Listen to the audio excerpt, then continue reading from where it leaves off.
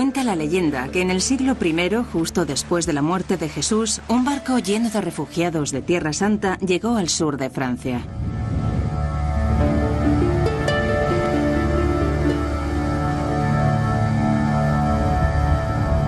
Al parecer, en dicho grupo se encontraban algunos de los seguidores más cercanos de Jesús: Lázaro, a quien Jesús resucitó de entre los muertos, y la prostituta arrepentida María Magdalena.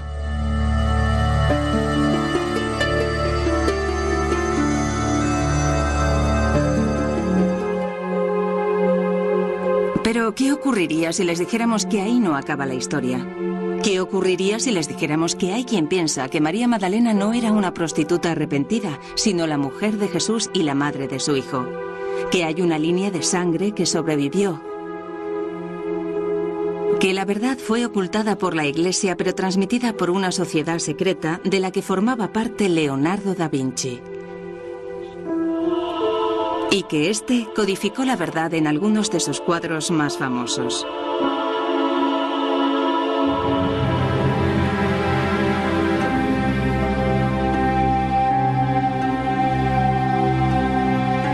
Comprendiendo el Código da Vinci, la historia completa.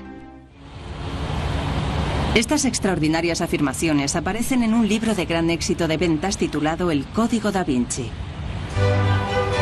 Una novela de misterio que comienza con un asesinato en el Louvre, el famoso museo francés.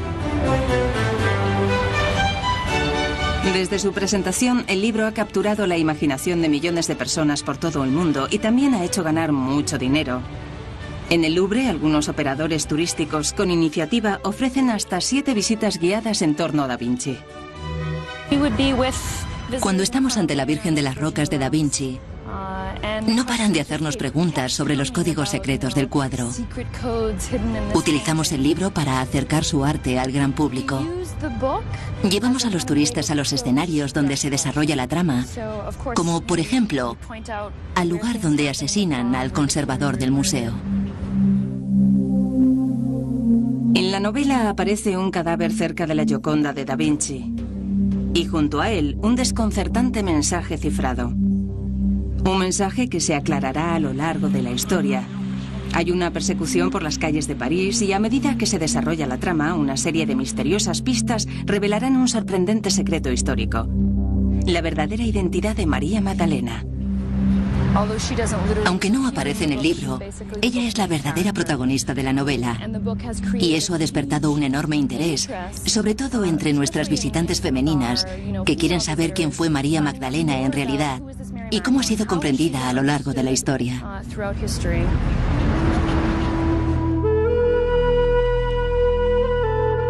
Según la novela, María Magdalena, popularmente conocida como la prostituta arrepentida, es la persona más importante del ministerio de Jesús, y también su mujer y madre de su hijo. El libro es evidentemente ficción. Sin embargo, el autor, en una nota introductoria muy controvertida, afirma que muchos de los datos históricos de la trama son verdaderos. ¿Será cierto? Se han escrito muchos libros en torno a esta teoría. Lo más interesante es que se trata de libros de historia que las librerías no consiguen vender.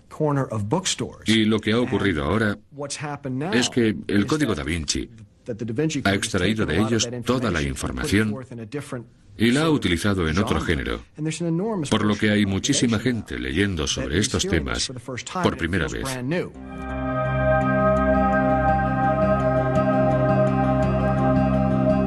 Los críticos dicen que las afirmaciones históricas hechas por el autor son desde cuestionables a descabelladas. Por ejemplo, el libro sugiere que la pirámide enfrente del Louvre es un símbolo de la femineidad y la masculinidad sagradas.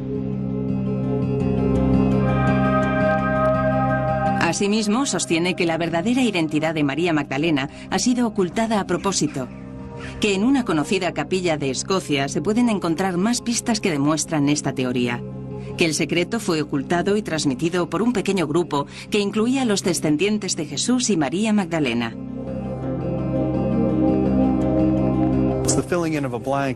No tenemos pruebas que lo demuestren. Se pueden sugerir todo tipo de cosas cuando no se dispone de pruebas. No hay ni una sola prueba que lo demuestre. Pero ¿dónde surgieron estas afirmaciones? Nos disponemos a averiguar si las afirmaciones del libro se corresponden con la realidad. Averiguaremos de dónde las extrajo el autor y examinaremos todas las pruebas.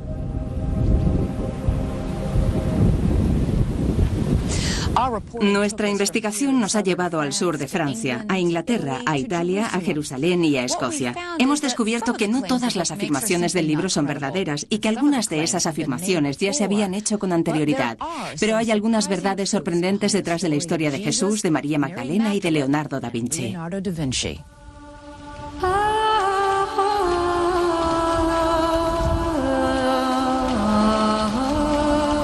Es muy probable que Jesús y María Magdalena se conocieran aquí, en el mar de Galilea, donde, de acuerdo con la Biblia, Jesús pasó mucho tiempo predicando.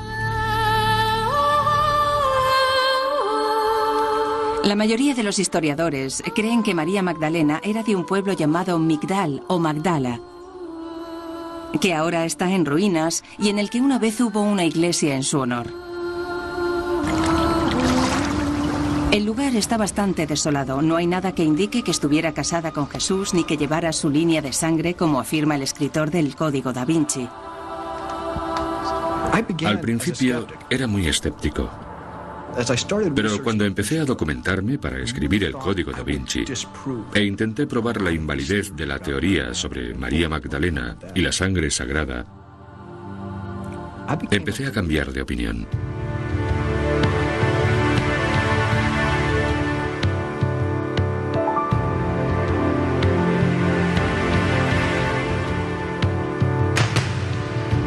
Durante siglos, María Magdalena ha sido representada como una prostituta. Su pelo largo se convirtió en una marca simbolizando la vanidad que, según la leyenda, fue la causa de todos sus problemas.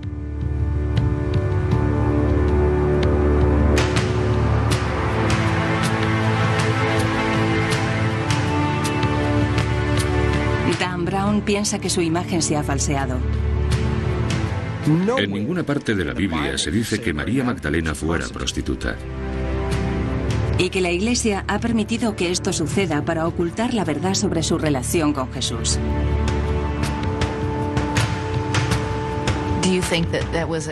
¿Cree que de alguna manera intentaron marginarla y ponerla en entredicho? Creo que sí.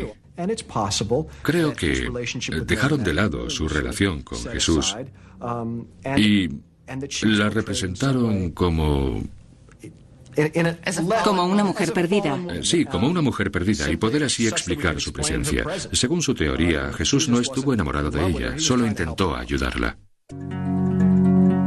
Dan Brown es novelista y no especialista en la materia. Sin embargo, puede que su teoría de que María Magdalena no era prostituta es correcta. La creencia más generalizada hoy en día es que María Magdalena era prostituta. Correcto. Pero esa creencia es falsa. No existen hechos que demuestren la teoría tradicional de que María Magdalena era prostituta o una mujer de dudosa reputación. No se dedicaba a la profesión más antigua del mundo, sino que era una de las seguidoras femeninas de Jesús. Era una de las mujeres auxiliares en la misión de Jesús. Eran mujeres que le ayudaban incluso económicamente.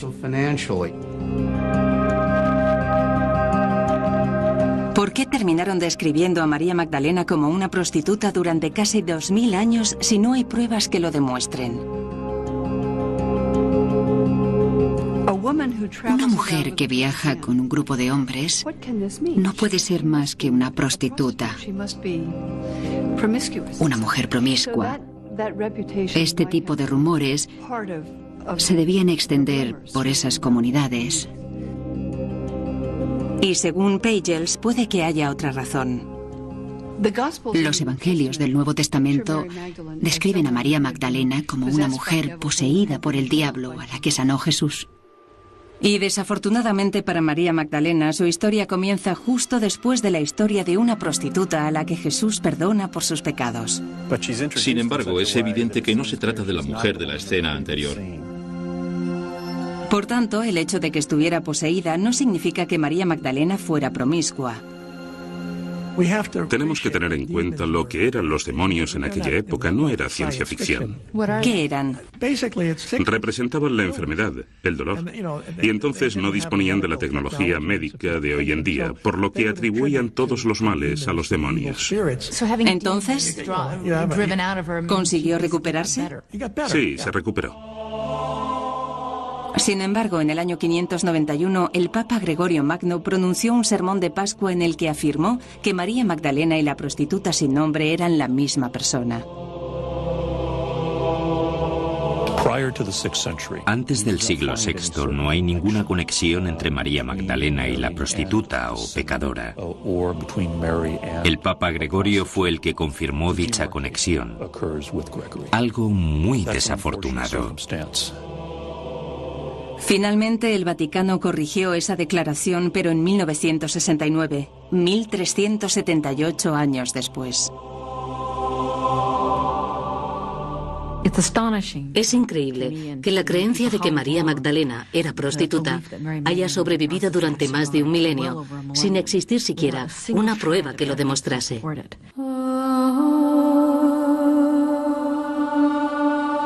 Según los expertos con los que hablamos, lo peor de todo es que con ello se ha eclipsado información relevante de la Biblia sobre María Magdalena.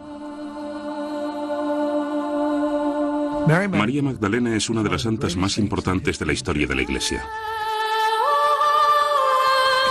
Es quizás la seguidora de Jesús de la que más se habla en los Evangelios del Nuevo Testamento. Hay 8 listas de las mujeres que viajaban con Jesús, y en 7 de ellas, María Magdalena es la primera que se menciona. Según la Biblia, estaba a los pies de la cruz al lado de su madre cuando Jesús murió, mientras casi todos los seguidores masculinos de Jesús estaban escondidos. María Magdalena era la discípula más cercana a Jesús. El padre McBrien piensa que María Magdalena fue uno de los principales apóstoles de Jesús. De haber sido hombre, hubiera sido su apóstol clave. Según el Nuevo Testamento, cuando Jesús resucitó de entre los muertos, se le apareció a María Magdalena primero. Fue la primera testigo, incluso antes que Pedro, lo que indica que fue su apóstol. ¿Pero estaba casada con Jesús?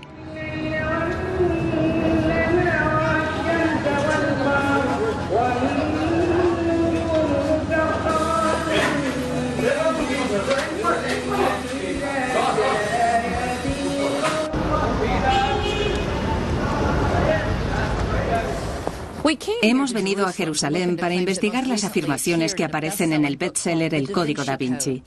Según el libro, hay leyendas e historias de hace siglos que dicen que Jesús y María Magdalena eran marido y mujer, y que incluso tuvieron un hijo. No es un tema fácil de abordar, entre otras cosas, porque hay muy poca información sobre lo que ocurrió aquí en el siglo I. Y hay interpretaciones muy diversas de los expertos en el tema. Sin embargo, nos hemos propuesto descubrir realmente lo que la Biblia cristiana cuenta sobre Jesús y María Magdalena.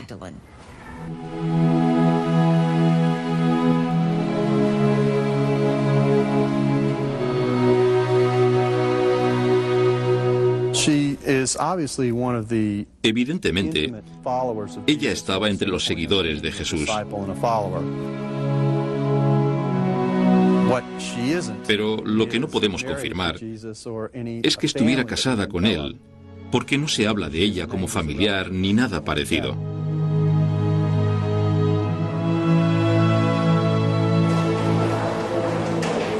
Preguntamos a los obispos de la Conferencia Católica Estadounidense sobre el matrimonio de Jesús. Nos dijeron que no había doctrina oficial al respecto, pero que la opinión de la Iglesia es que no estaba casado porque no lo dicen los Evangelios. Es cierto que la Biblia no afirma que Jesús estuviera casado, pero tampoco afirma que estuviera soltero. Preguntamos a todo tipo de historiadores y obtuvimos todo tipo de respuestas. Jesús no estaba casado, a pesar de que en los últimos 40 años se hayan escrito tantos libros intentando casarlo. Es como una madre ansiosa por casar a su hijo. Creo que es perfectamente posible que Jesús estuviera casado. Era una práctica normal para los hombres judíos. Y también hubiera sido normal no mencionar que tenía mujer. Hubiera sido poco común para un rabino no estar casado, pero por las pruebas que tenemos, me inclino a pensar que era soltero.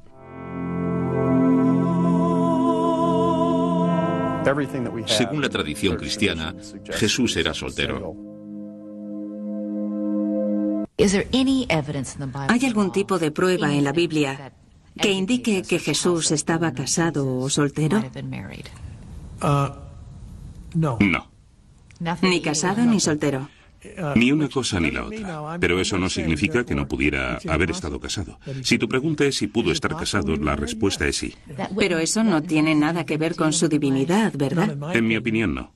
A menos que uno considere la intimidad sexual en el matrimonio como algo pecaminoso. Pero mi respuesta es no. Jesús podría haber estado casado. ¿Y podría haber seguido siendo el Hijo de Dios? Sí. Y a ojos de la Iglesia, hubiera seguido siendo Dios y hombre. Jesús hace muchas cosas muy humanas y eso no le despoja de su divinidad. Yo creo que su matrimonio no tiene nada que ver con su divinidad. No obstante, ni el Dr. Box ni el padre McBrien piensan que Jesús estaba casado. Dicen que la prueba más concluyente se encuentra en la Biblia.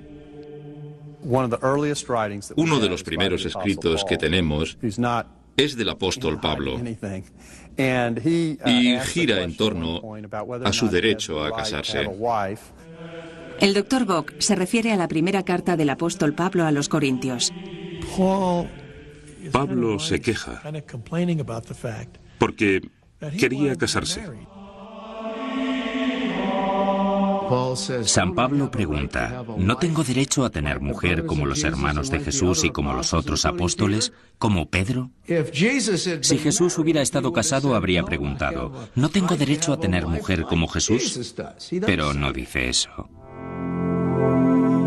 El novelista Dan Brown afirma que las pruebas de que Jesús y María Magdalena estuvieran casados son concluyentes.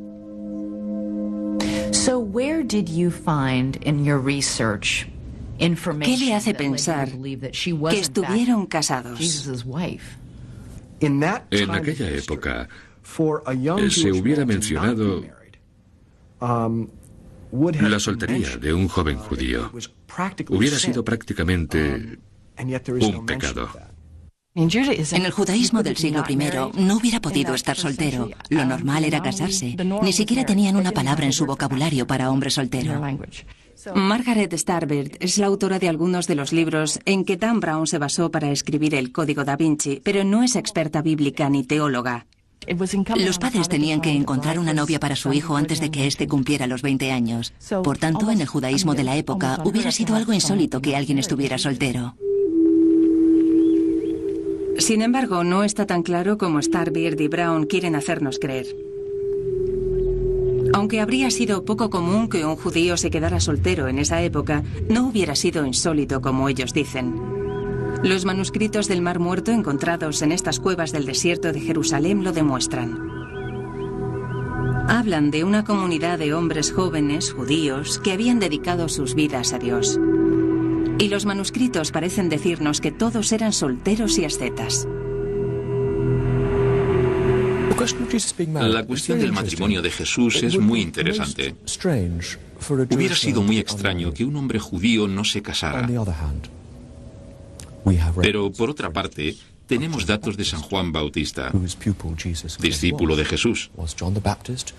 ¿Vivía este en el desierto?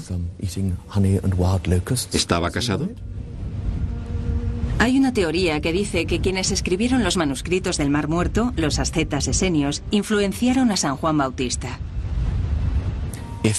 Algunos de los esenios de Qumran eran solteros y, al parecer, tuvieron cierta influencia sobre San Juan Bautista, Jesús y San Pablo. Por tanto, ¿por qué no pudo Jesús ser asceta también? Sin embargo, Starbird habla de otras pruebas del Nuevo Testamento. Así que usted dice que aunque la Biblia no afirma abiertamente que Jesús estaba casado, es algo que está cifrado en mensajes. Sí. Según Starbird, hay que saber dónde encontrar estos mensajes.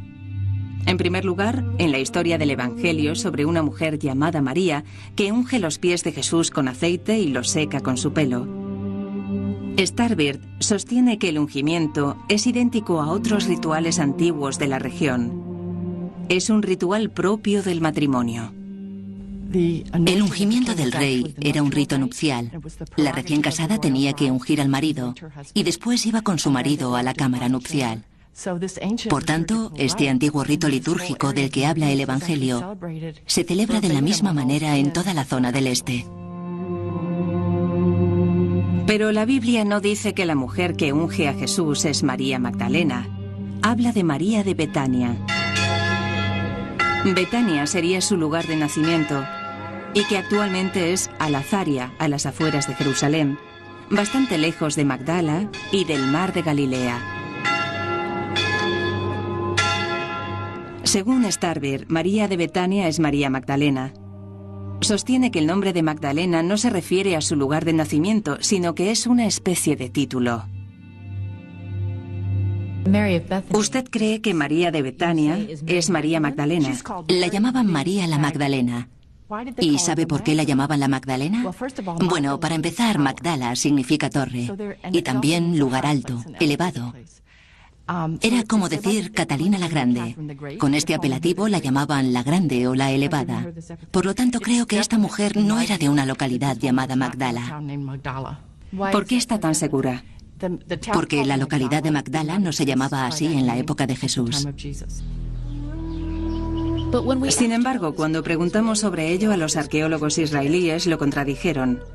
Nos dijeron que la localidad de Magdala existió en el siglo I, en la época de María y Jesús. No obstante, Margaret Starbird comentó algo muy misterioso.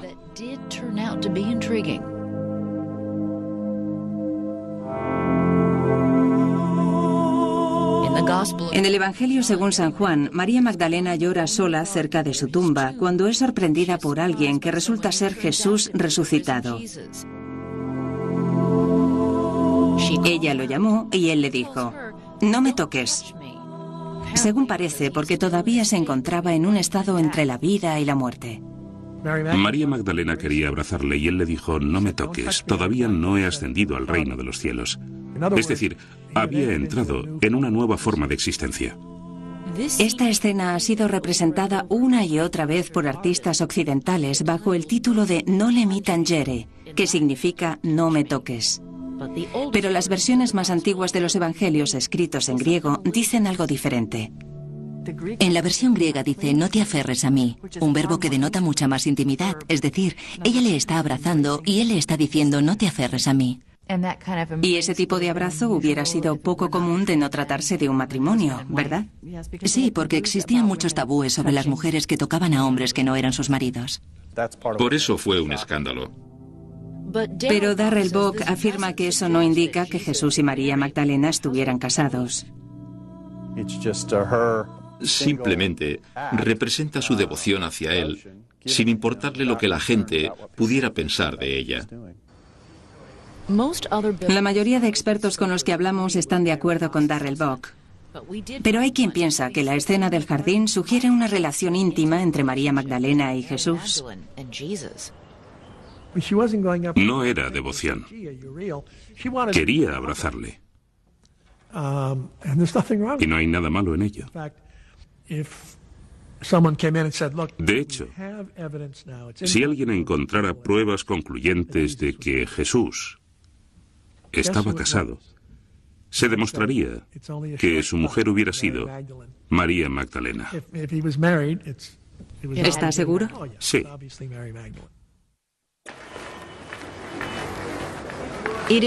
La noche en que murió, Jesús reunió a las 12 personas más cercanas a él aquí en Jerusalén para su última cena.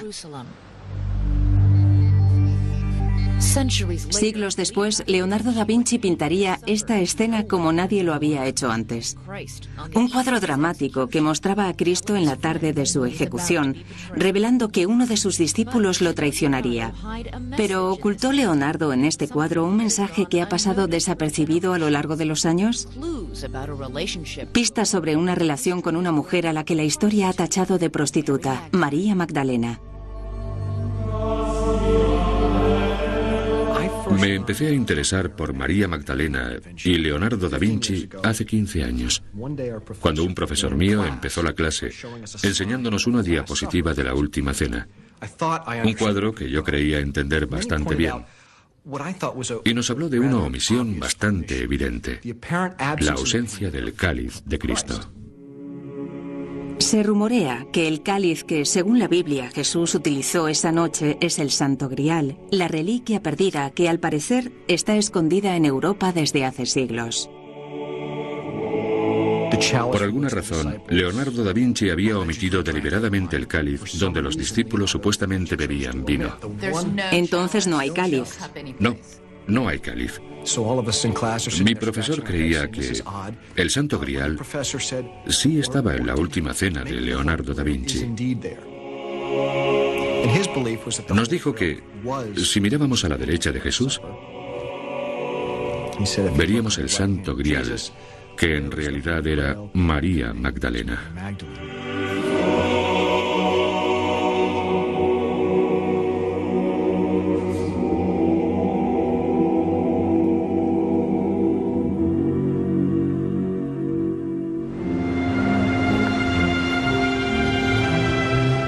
Da Vinci vivió en Florencia en el siglo XV, una ciudad de controvertidos genios, Botticelli, Miguel Ángel y Da Vinci, que era conocido por la sutileza de su pintura y por sus ideas poco convencionales.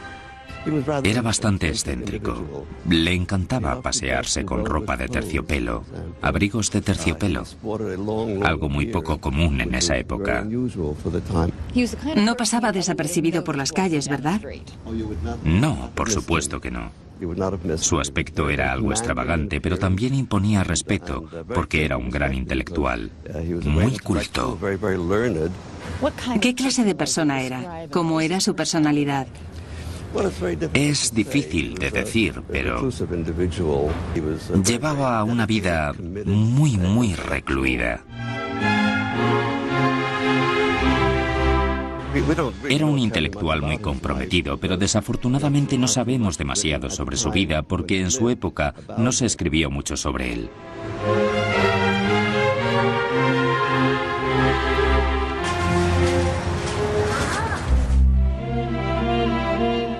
Sabemos de él por los cuadernos que empezó a escribir a la edad de 30 años. Existen miles de páginas cubiertas con sus escritos, planos, observaciones, descripciones y cálculos. Los historiadores sostienen que estos cuadernos no dicen nada sobre María Magdalena, pero sí dicen que Da Vinci tenía todo tipo de creencias poco comunes para su tiempo. Estaba convencido de que los hombres podían volar 5 siglos antes de la invención del avión. Hay una cita muy buena sobre Da Vinci que dice: fue un hombre que despertó de un profundo sueño para descubrir que el resto del mundo continuaba durmiendo. Es precioso. Fue un alquimista, un matemático, un arquitecto, un inventor, un hombre muy avanzado para su época. Y se enfrentó al desafortunado desafío de ser un científico en una época de profundo fervor religioso, una época donde la ciencia era sinónimo de herejía. ¿Y cree que era el tipo de hombre que ocultaría información en sus cuadros? Por supuesto, porque vivía en una época en la que esa información no se podía airear. No se podía hablar de temas contrarios a la Iglesia. Dan Brown cree que Da Vinci escondió en su arte lo que no escribió en sus cuadernos y que utilizó su sutil estilo para transmitir sus verdaderas creencias. Cuando miro la Gioconda, veo una perfecta fusión de un hombre y una mujer. Y eso era lo que él quería transmitir. ¿Qué quiere decir? ¿Por qué dice eso? Porque es una imagen muy andrógina. No está claro que sea una mujer. Leonardo da Vinci era un artista lo suficientemente habilidoso como para erradicar, si hubiera querido, cualquier rasgo distintivo de la sexualidad del sujeto, o más bien del género del sujeto. Cuanto más aprendo de Da Vinci, más percibo que es el tipo de hombre que nos contaría esta historia de una manera muy reservada. En 1495, Leonardo da Vinci empezó a pintar la Última Cena en el refectorio de la iglesia de Santa María de la Gracia, en Milán. ¿Qué me puede decir de la Última Cena? Hay una teoría que afirma que la figura que está junto a Jesús, que se parece a San Juan, es en realidad María Magdalena. La persona sentada junto a él es una mujer y no un hombre, y si se tratara de un hombre sería un hombre muy afeminado. San Juan siempre aparece con un aspecto muy afeminado. ¿Por qué? Porque es joven. Un joven imberbe. En la mayoría de las representaciones de la Última Cena, San Juan está dormido sobre la mesa o sobre el pecho de Cristo, según la Biblia y el Evangelio según San Juan. Por tanto, si fuera María Magdalena, ¿dónde está San Juan? Había 12 apóstoles, 12 hombres al lado de Cristo. Entonces, ¿ha sido eliminado San Juan y reemplazado por María Magdalena? No tiene sentido. ¿Cree que es posible que la figura que aparece junto a Jesús sea una mujer? No, claro que no. ¿Parece una mujer? A mí no me lo parece. ¿Por qué piensa así? Porque tiene el aspecto de un hombre joven. No tiene senos. Y el hecho de que tenga el pelo largo no significa nada, porque también tiene el pelo largo Cristo y Santiago, con los brazos extendidos. Y la figura de la izquierda también tiene pelo largo. Sin embargo, las caras de las otras figuras sí son masculinas, pero la de San Juan es muy afeminada. En la mayoría de las representaciones de la Última Cena en Florencia, aparece como un hombre muy joven. Si lo miras detenidamente, está claro que se trata de una mujer. Entonces, ¿por qué muchos historiadores de arte descartan totalmente esta posibilidad? Porque creo que vemos lo que nos han enseñado a ver. Y también ve relevancia en la disposición de sus cuerpos en forma de V. Sí, claro. Los cuadros son simbólicos por naturaleza. La V era el símbolo de la femineidad mucho antes de la época de Da Vinci. Y en el cuadro simboliza el útero, lo femenino. Tan solo un destacado historiador nos dijo que creía desde hacía mucho tiempo que la figura que aparece junto a Jesús era una mujer. En 1979 yo dije lo mismo. De hecho, es uno de los expertos en Da Vinci más destacados del mundo. Estamos ante una copia de la Última Cena. Pedretti cree que la obra de uno de los mejores expertos en el tema puede demostrar que la figura es una mujer.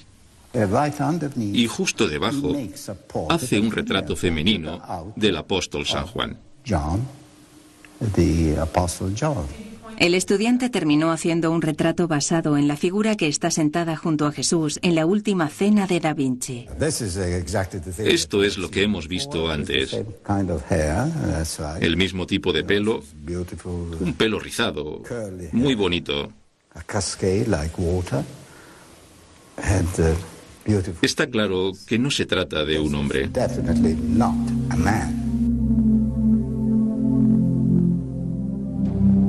No se trata de un cuadro cualquiera. Se trata de la Última Cena. Se trata de quien estaba presente la noche antes de que Jesús fuera crucificado. El hecho de que alguien tan culto y avanzado como Leonardo da Vinci, por alguna razón, pusiera a María Magdalena en el centro de este momento tan importante de la historia, significa que fuera una ironía o que supiera cosas que nadie sabía. Sin embargo, si Da Vinci sabía algo sobre María Magdalena que la mayoría de la gente no sabía, ¿quién le dio la información? El Código Da Vinci sugiere que perteneció a una sociedad secreta que transmitió esta peligrosa información de generación en generación.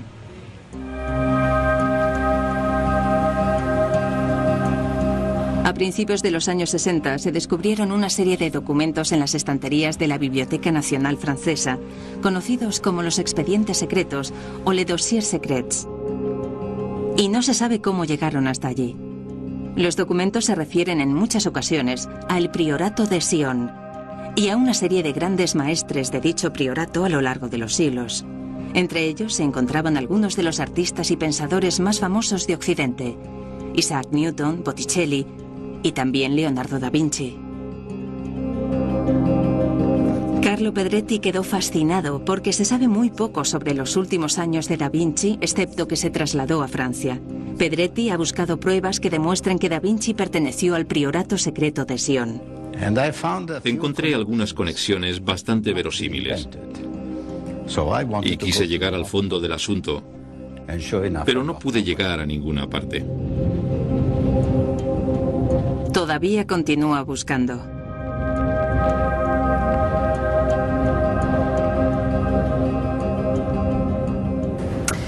Si Da Vinci formó parte de una sociedad secreta que tenía información sobre María Magdalena y Jesús, ¿qué tipo de sociedad era y dónde consiguió la información? Puede que la respuesta esté en las leyendas que circulan por el sur de Francia.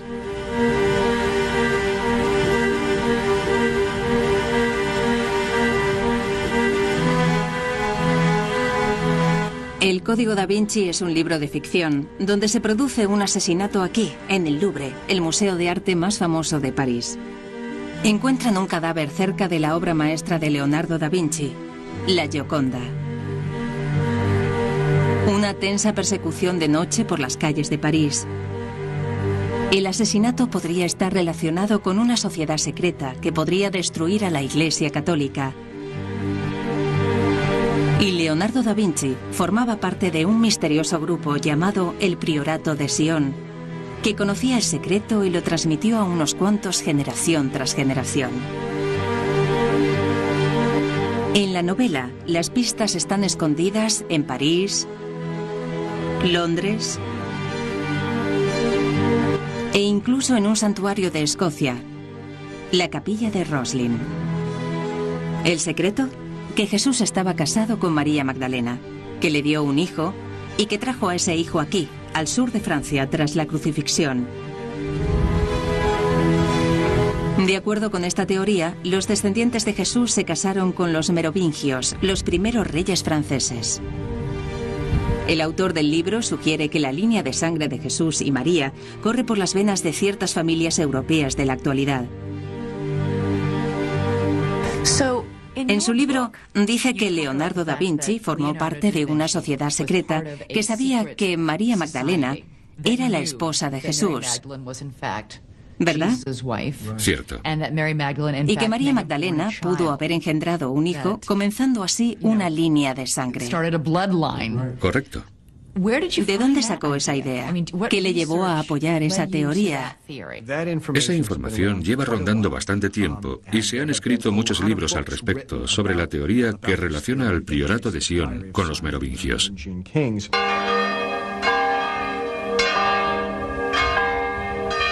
Decidimos examinar las fuentes y los libros de los que Brown nos había hablado y descubrimos que no hay pruebas de ningún hijo o de ninguna línea de sangre por ninguna parte.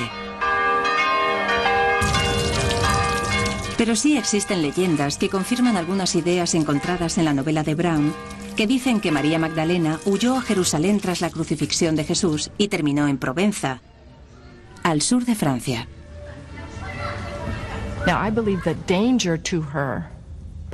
Su familia y amigos la ayudaron a escapar de Jerusalén por el peligro que corría al ser madre. La llevaron a un lugar seguro. Y ahí comienzan las leyendas que dicen que llegó en barco a la costa de Francia, trayendo consigo el Santo Grial.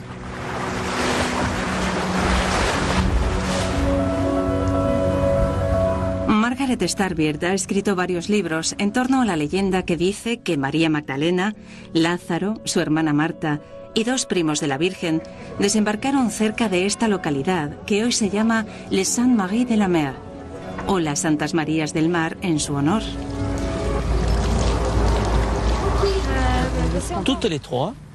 3 primos de la Virgen María, perseguidos en Palestina, zarparon en un barco sin vela ni remos. Tras un viento temporal, llegaron a la costa sureste. Esta es la versión de los lugareños, no la de la Biblia. Sin embargo, el Código da Vinci se basa en ella. ¿Qué pudo averiguar sobre la leyenda de María Magdalena en el sur de Francia? En realidad, esa es la parte más sólida de la novela. Todo el mundo te cuenta la misma historia, que es que María Magdalena viaja al sur de Francia con su hija Sara, a la que cría allí.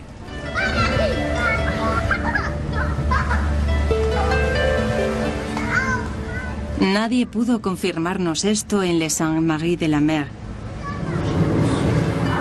Pero descubrimos que la leyenda dice que cuando las Marías y Lázaro llegaron, llevaban una niña de piel morena con ellos. Su nombre era Sara, pero nadie confirma que fuera la hija de María. Otra historia sostiene que era una sirvienta egipcia que llegó a Francia en barco. Se dice que se trataba de una adolescente. En la actualidad se la conoce como Santa Sara y es especialmente venerada por los gitanos que se consideran expertos en su historia. Tenía 17 años y solía cabalgar por esta zona, salvando las vidas de todos los niños enfermos. Incluso los gitanos no creen que se tratara de la hija de María Magdalena ni de Jesús. Eso es un sacrilegio. Y no se deben decir ese tipo de cosas sobre Jesús. Jesús nunca estuvo casado con nadie. Y Santa Sara era egipcia. Una sirvienta egipcia. No. Yo nunca he oído nada parecido. Uno no podría ser cristiano si creyera ese tipo de cosas. No, eso no es lo que tenemos entendido aquí. Eso es un invento de los americanos. Pero aunque no encontramos pruebas de que María Magdalena tuviera un hijo, los lugareños sostienen que sí estuvo en un lugar del sur de Francia. Una de estas historias nos llevó hasta ese lugar, una región llamada Languedoc. Tiene que ver con las leyendas del misterioso Santo Grial. El Grial se ha asociado con el cáliz que Jesús utilizó en la última cena y que después se utilizaría en la cruz para recoger las gotas de su sangre. Lo sacaron clandestinamente de Tierra Santa y lo escondieron en Europa durante siglos. La teoría que vinimos aquí a investigar dice que el recipiente que llevaba la sangre de Jesús se escondió en Francia, pero no era un cáliz. Las primeras leyendas dicen que María Magdalena trajo el Santo Grial a Francia. Todas las leyendas e historias sobre los caballeros con armaduras relucientes que recorrían Europa en busca del Santo Grial sostienen que María Magdalena trajo a Francia el recipiente sagrado que una vez llevó la sangre de Cristo. ¿Está diciendo que el Santo Grial es en realidad...? Creo que el recipiente sagrado que una vez llevó la sangre de Cristo fue María Magdalena. Ella fue el recipiente de su propia familia. ¿Piensa que el Santo Grial es María Magdalena? Sí. ¿Dónde surgió esta idea? Todo lo que se ha dicho y escrito está basado en mi trabajo. Henry Lincoln es un escritor cuyos libros son una de las fuentes principales de la historia del Código da Vinci.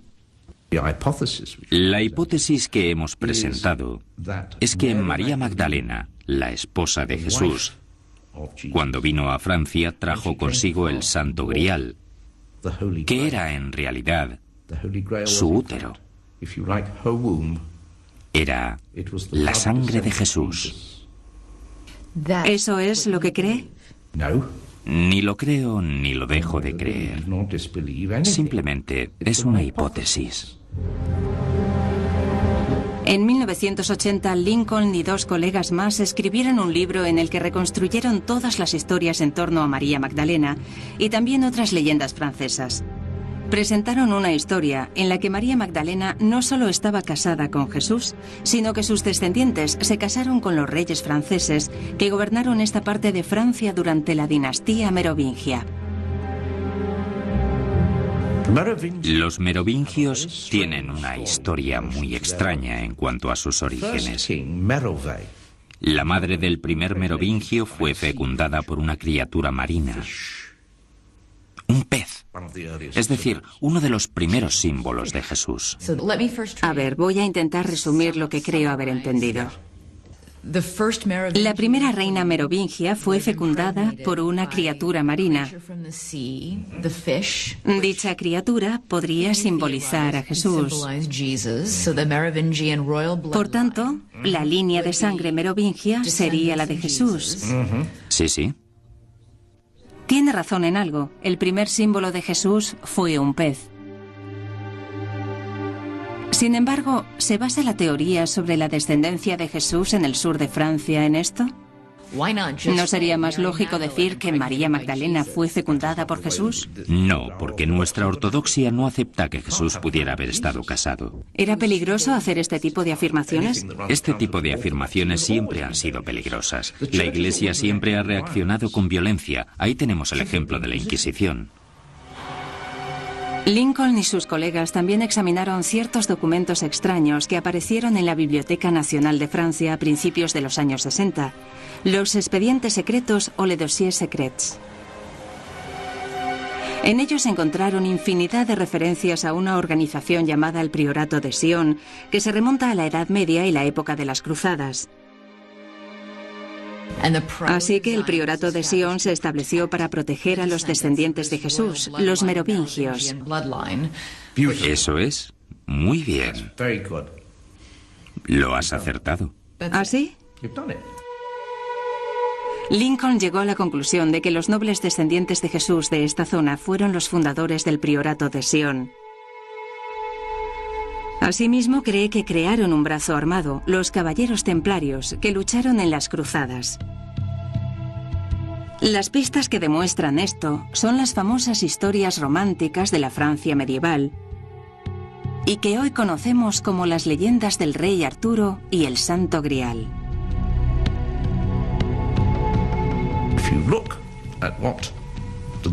Los Caballeros Templarios son descritos como los guardianes del Santo Grial.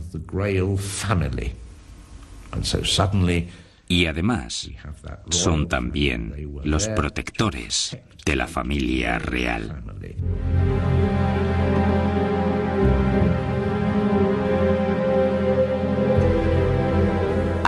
Creo que los guardianes del Grial eran originariamente los Caballeros Templarios. De hecho, la historia medieval de Parsifal cuenta que estos caballeros templarios eran los guardianes de la familia del Grial. Pero no dice quién era la familia del Grial. En unos minutos, ¿quiénes fueron los caballeros templarios? ¿Guardaban un poderoso secreto?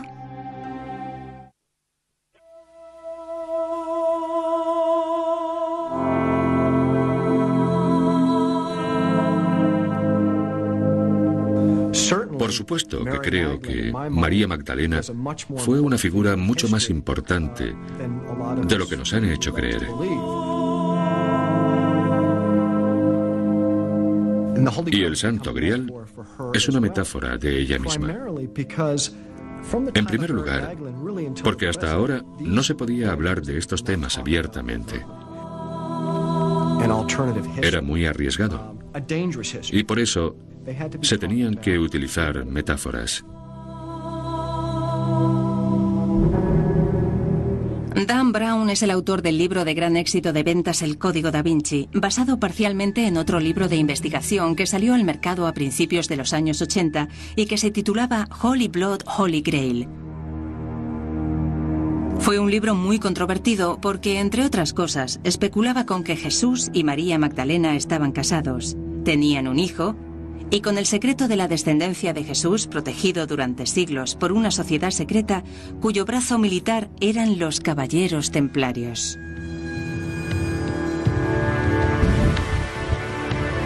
Desde el punto de vista histórico, conocemos algunos hechos sobre los caballeros templarios.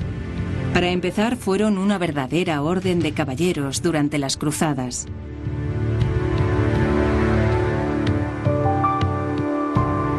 Los fundadores fueron un puñado de nobles franceses, algunos de los cuales estaban relacionados entre sí. Los caballeros templarios eran una orden de monjes guerreros. Una idea extraordinaria, ya que los guerreros matan a la gente, los monjes en general no. Tenían la esperanza, cuando se convirtieran en mártires, de que sus pecados fueran perdonados y de ir directamente al reino de los cielos.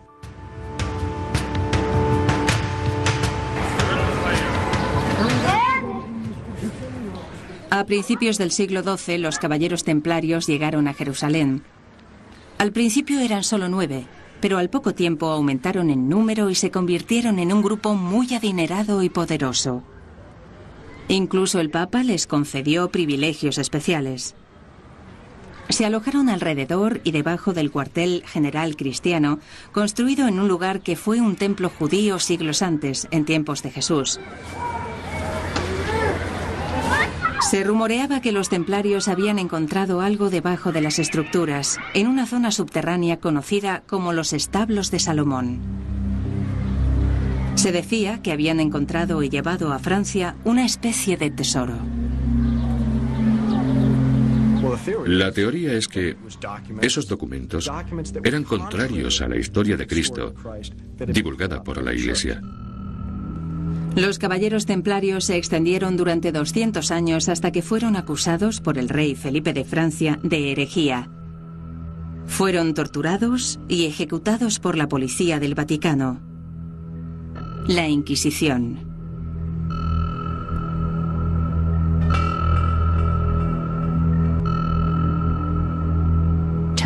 Dígame qué le hace creer que encontraron documentos debajo del templo de Salomón que afirmaban que Jesús estaba casado con María Magdalena.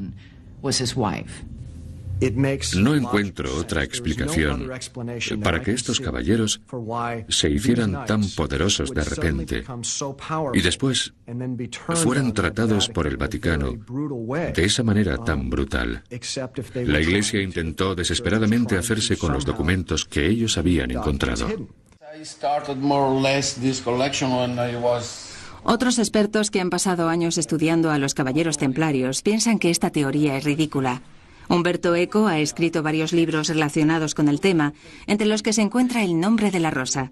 Tiene una habitación entera en su casa a la que llama la Biblioteca de las Teorías Equivocadas. ¿Es cierto que los caballeros templarios encontraron algo debajo del antiguo templo de Salomón de Jerusalén que era tan valioso que...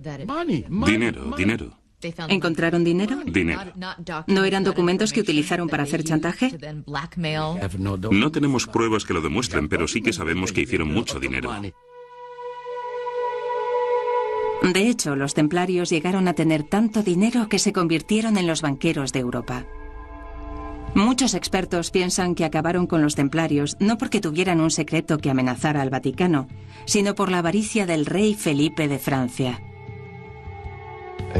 En 2 siglos se hicieron enormemente ricos. Y esa riqueza llamó la atención de Felipe el Hermoso de Francia. A principios del siglo XIV ya había atacado a los judíos y a los lombardos por su dinero. Y en 1307 se propuso hacer lo mismo con los templarios. Felipe el Hermoso de Francia tenía muy buenos motivos. Tenía deudas y necesitaba dinero desesperadamente. Al parecer, debía mucho dinero a los templarios. En 1307, el rey Felipe les acusó de cargos increíbles y grotescos. Blasfemia por orinar sobre una cruz, maldecir a Cristo, en fin, cosas increíbles. Los templarios eran muy ortodoxos. No eran herejes. Por eso los cargos fueron tan extraños. Se trataba de mentiras porque no podían acusarlos de nada más. Y nadie sospecharía que el rey de Francia fuera el responsable de esas mentiras. Así desaparecieron los templarios y su dinero. Ha habido siempre mucha especulación sobre si encontraron ese tesoro en Jerusalén y sobre si lo escondieron en alguna parte antes de su desaparición. Lo que sí sabemos con seguridad es que libraron su última batalla aquí, en las colinas y valles de Languedoc, al norte de España. Hay quien dice que esta zona guarda muchos secretos. Margaret Starbird cree que esos secretos están relacionados con María Magdalena.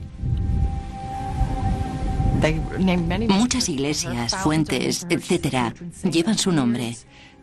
Y es incluso la patrona de las viñas de esta parte del sur de Francia.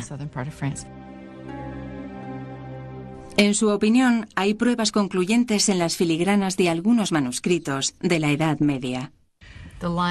El león de Judá. El león de Judá es... El rabo es muy raro. Es el símbolo merovingio. Según Starbird, es el símbolo de la línea de sangre de los reyes merovingios. ¿Qué quiere decir exactamente? Bien, esta es una filigrana del siglo XV. Y el león de Judá era uno de los títulos de Cristo. De hecho, el Apocalipsis lo menciona. Tiene una corona merovingia en el rabo. Por tanto, es una filigrana herética. ¿Por qué herética? Porque la Iglesia niega que Cristo estuviera casado y que esta línea de sangre exista. Es cierto que el sur de Francia era un hervidero de movimientos heréticos a principios de la Edad Media. Grupos como los templarios eran perseguidos y asesinados por tener diferentes opiniones a la Iglesia Católica Romana. Se ha sugerido que en el caso de los templarios fue porque guardaban un peligroso secreto. Las ruinas del castillo de Montséguer, en el sur de Francia, son un recordatorio de esos grupos, los cátaros, cuyo nombre significa puro en griego. Se fundamentaban en revelaciones personales y no en instrucciones transmitidas por las autoridades religiosas de la época. Considerados herejes por la Iglesia Católica, la única información que queda sobre ellos es la de los archivos de la Inquisición. En 1244, en la masacre de Montséguer, quemaron vivos a más de 200 herejes tras el asedio. A principios del siglo XIII, se libraron infinidad de batallas en el sur de Francia.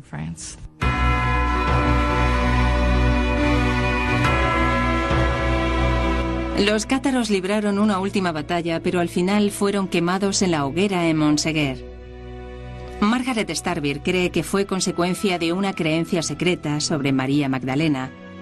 Los historiadores expertos en ese periodo no están de acuerdo con esto. Me temo que ocurrió justamente lo contrario. Los cátaros acusaban a las mujeres de ser demonios porque tenían niños. Según sus propios escritos, creían en dos principios. El mal es físico y el bien espiritual. Por tanto, pensaban que todo lo físico, todo lo relacionado con el cuerpo, era maligno. Así las mujeres representaban el mal en la teología cátara, porque eran las que perpetuaban la vida y continuaban capturando espíritus y cuerpos malignos. La verdad de sus creencias desapareció con ellos.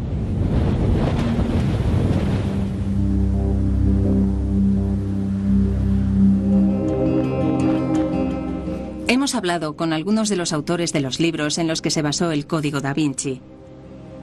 Y comprendimos que había desarrollado una teoría basada en información incompleta sobre lo que verdaderamente ocurrió en la Edad Media, sobre los templarios y su tesoro, la herejía de los cátaros, etc. Según esta teoría, la Iglesia creía que estas personas compartían un secreto que transmitían a través de sus historias, y por eso los perseguían. Bueno, la Inquisición se creó en parte para terminar con estas personas. Recuerden que se trata de una teoría apoyada por solo unas cuantas personas más, aparte de Margaret Starbeer. A los seres humanos les gustan las leyendas. Y generalmente la gente quiere saber más cosas. Y entonces se empiezan a exagerar con el tiempo. Y la realidad se va pareciendo cada vez menos a la leyenda. Y llega un momento en que no se sabe cuál es la realidad y cuál es la leyenda.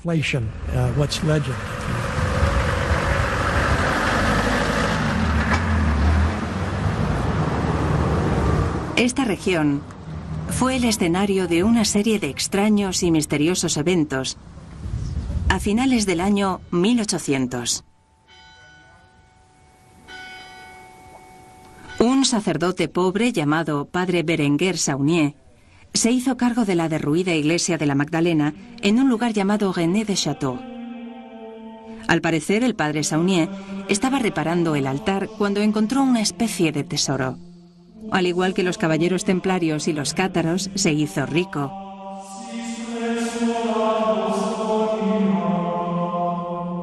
Reconstruyó la iglesia y la decoró con extraños ornamentos. Y se convirtió en un hombre muy poderoso. Mucha gente famosa vino a visitarle, como Emma Calvé, una conocida cantante de ópera francesa. También Claude Debussy, el compositor francés.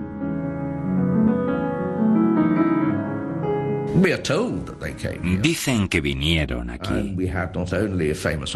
Aparte, la famosa cantante de ópera y el compositor Claude Debussy, también vino el archiduque de Habsburg. Sí, de repente comenzó a moverse en círculos muy selectos. Al parecer, el Padre Saunier amplió su casa y contrató a una ama de llaves. Ella se trasladó a su casa cuando tan solo tenía 18 años y cuidó de él el resto de su vida. Era muy joven y muy hermosa. Y cuando un obispo local